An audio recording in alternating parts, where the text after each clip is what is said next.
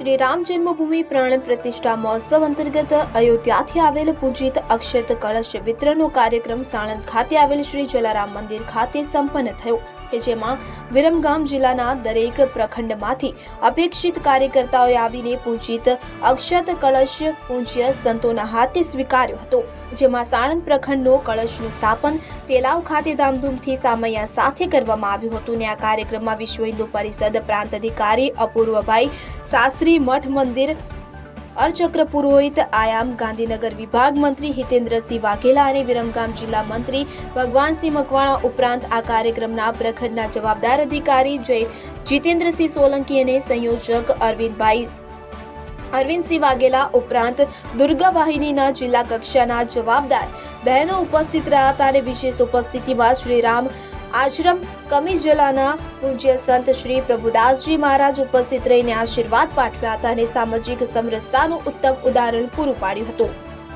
Reporter Chirag Patel, SGI news, Sanand. શું આપનું નામ છે, શું જવાબદારી આપની? હિતેન્દ્રસિંહ વાઘેલા, સાણંદમાં નિવાસ. વિશ્વ હિન્દુ પરિષદની દ્રષ્ટિએ ગાંધીનગર વિભાગ મંત્રીની મારી જવાબદારી છે. શું આજનો કાર્યક્રમ બાબતે શું કહેશો? આજનો કાર્યક્રમ અયોધ્યાથી જે અક્ષત આવ્યા છે, અક્ષતના કળશનું પૂજન અને અક્ષતના જે કળશ છે એ દરેક તાલુકા સુધી પહોંચાડવાનો આજે કાર્યક્રમ હતો. આ કાર્યક્રમમાં ઉત્તર ગુજરાત પ્રાંતના મઠ મંદિરના સંયોજક અપૂર્વભાઈ શાસ્ત્રી મુખ્ય વક્તા તરીકે હતા. સાથે જ પૂજ્ય સંત પ્રભુદાસજી મહારાજ, એ નળકાંઠા વિસ્તારમાં કમીજલા ગામ છે, ત્યાં શ્રી રામ આશ્રમ, એ આશ્રમના પોતે મહંત છે અને અનુસૂચિત જાતિના સંત છે.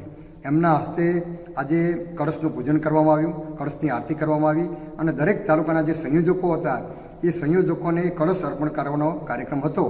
એને અંતર્ગત આજે સાણંદમાં આ કાર્યક્રમ કરવામાં આવ્યો અને હવે કળશ દરેક તાલુકાવાળા પોતાના ગ્રામ્ય વિસ્તારમાં ઘર ઘર સુધી પહોંચાડવાનો અભિયાન 1 જાન્યુઆરીથી 15 જાન્યુઆરી દરમિયાન કરશે. જય શ્રી